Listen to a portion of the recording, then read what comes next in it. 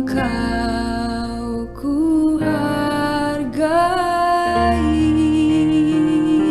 Selamat pagi Pak, kami dari kelas 8E yaitu kelompok 1 ini mewawancarai Bapak sebagai narasumber kami.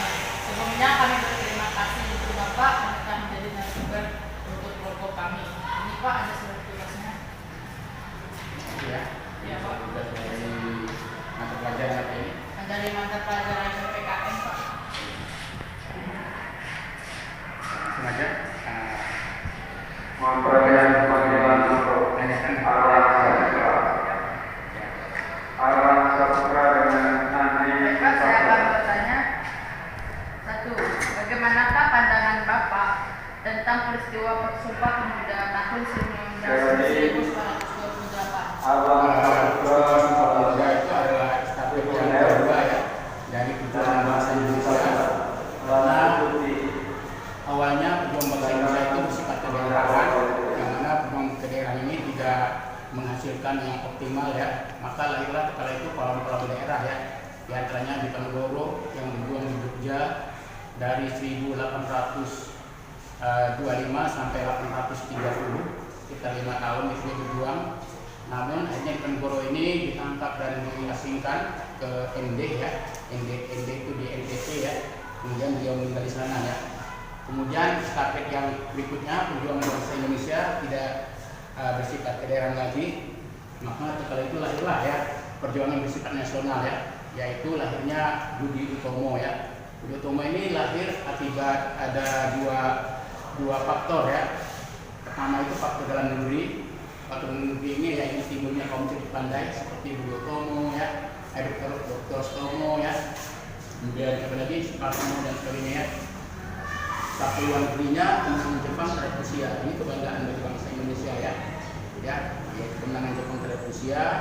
Kemudian faktor berikutnya lagi yaitu lahirnya kaum cerdik pandai yaitu di sekolah Skopia. Ini timbulnya kebangkitan nasional ya.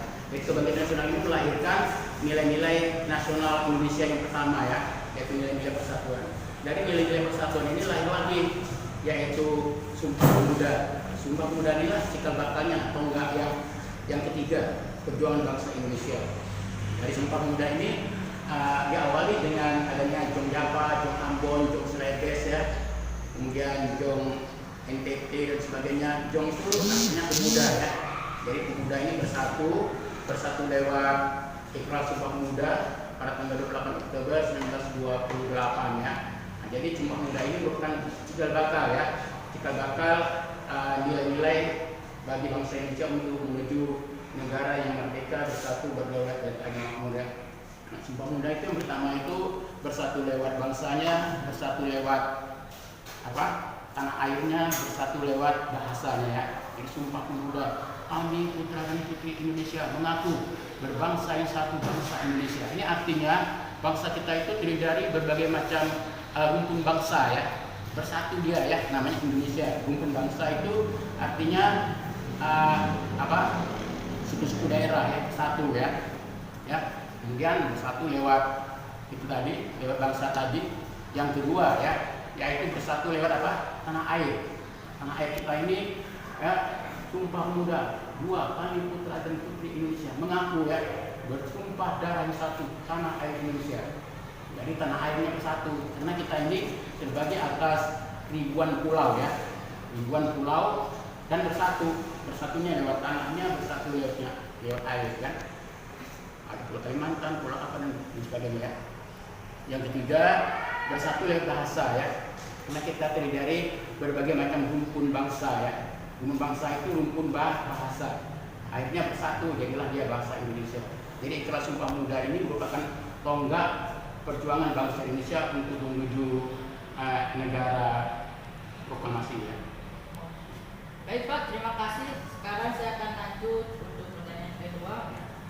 Bagaimana Bapak memaknai arti penting Sumpah Pemuda dalam kehidupan berbangsa dan bernegara? Ya, arti pentingnya Sumpah Pemuda itu merupakan sudah sekalian tadi tonggak estafet perjuangan. Ini bersatunya lewat pemuda, karena pemuda itu harapan bangsa ya. Apa kata Bung Karno ya? Berikan aku ya satu orang pemuda ya 1000 orang pemuda akan tergoyang di dunia ya, daripada Gunung Semeru akan dicabut dunia. Diberikan 1000 pemuda akan dicabut Gunung Semeru ya, untuk mewujudkan nilai-nilai persatuan bangsa itu. Baik Pak, terima kasih untuk jawaban keduanya. Saya akan lanjut ke pertanyaan ketiga. Siapakah tokoh idola yang menjadi inspirasi keberhasilan Bapak? Kalau tokoh idola itu Bung Karno ya, karena Bung Karno mengatakan ya, janganlah kamu bertanya ya, apa yang telah negara berikan padamu ya, namun tanyakanlah pada dirimu apa yang telah kamu berikan pada negara. Jadi negara itu apa saja yang telah memberikan kepada kita ya, namun feedbacknya, timbal baliknya apa yang harus kita berikan kepada negara ya. Jadi janganlah kamu bertanya apa yang telah negara berikan kepadamu, namun tanyakanlah pada dirimu sendiri apa yang telah kamu berikan pada negara. Baik Pak, terima kasih. Saya akan lanjut untuk pertanyaan keempat. Apa alasan Bapak menjadikan tokoh tersebut sebagai inspirasi dan panutan?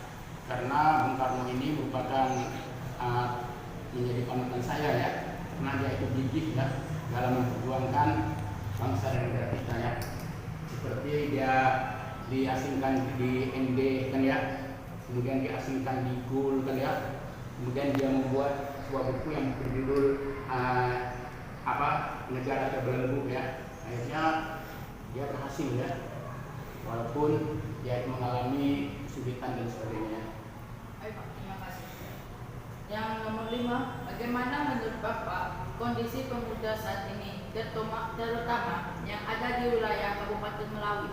Pemuda kondisi ini ya saya rasa sangat inovatif ya, sangat berinovasi ya, terutama pemuda-pemuda angkatan sekarang ini ya. Jadi seperti dalam hal pendidikan nilai-nilai Sumpah Pemuda sendiri ya, jadi nggak ada tawuran kan, nggak ada tawuran kan, nggak ada kebut-kebutan kalau di malam hari kan ya. Ini ini cukup bagus ya. Namun hal seperti ini harus kita dukung juga ya, memberikan solusinya ya, tempat-tempat rekreasi ribuan kan ya, untuk melahirkan tempat-tempat perkumpulan pemuda kan ya, gedung olahraga juga, para pemuda juga itu harus benar-benar diberikan inovasi baru, tempat-tempat ya, diberikan semacam hal-hal kebangkitan ya, yang sampai pemuda itu dibiarkan saja, sehingga pemuda kita akan bisa menjadi pemuda yang lembek ya. Nah, di antaranya adanya semacam perkumpulan para pemuda ya, seperti pemuda Pancasila kan. Dari mulai itu sudah ada namanya pemuda Pancasila, kemudian pemuda-pemuda dalam semacam tur gitu kan ya, tur gitu pemuda-pemuda. Jadi pemuda itu harapan bangsa. Saya rasa pemuda di Melawi bagus ya. Baik Pak, saya akan lanjut pertanyaan selanjutnya. Bagaimana seharusnya atau harapan Bapak untuk generasi muda di Kabupaten Melawi? Harapan saya generasi muda harus berinovasi dan ya, untuk Melawi, untuk membangun Kabupaten Melawi. Salah satunya obati kita kan, jadi umurnya masih muda, termasuk bupati yang termuda ya di tempat kita juga ya, yang di wilayah lain ya. Nah, ini merupakan hal yang harus kita hancurkan jempol ya. Kemudian pemuda-pemuda kita juga sebaiknya jangan salah saing ya, seperti masuk akademi kan ya, akademi kepolisian ya. Itu pemuda-pemuda itu sangat penting ya. Olahraga juga ya. Jadi pemuda harus bisa berbuat dan berbuat. Oh, baik Pak, terima kasih. Saya akan lanjut untuk pertanyaan selanjutnya. Bagaimana Pak langkah-langkah yang harus kami tempuh untuk memenuhi harapan dan keinginan Bapak? Langkah-langkah kalian sebagai pelajar, belajar yang rajin, belajar yang tekun ya, buat inovasi-inovasi baru sehingga kalian bisa menjadi orang yang berguna, terutama bagi diri sendiri, bagi bagi keluarga, bagi agama, nusa dan bangsa. Langkah-langkah tentunya ini harus kita berinovasi ya, penemuan-penemuan baru gitu ya. Ya, kita jangan bangga dengan orang tua kita, namun kita harus bangga dengan siapa kita sebenarnya ya.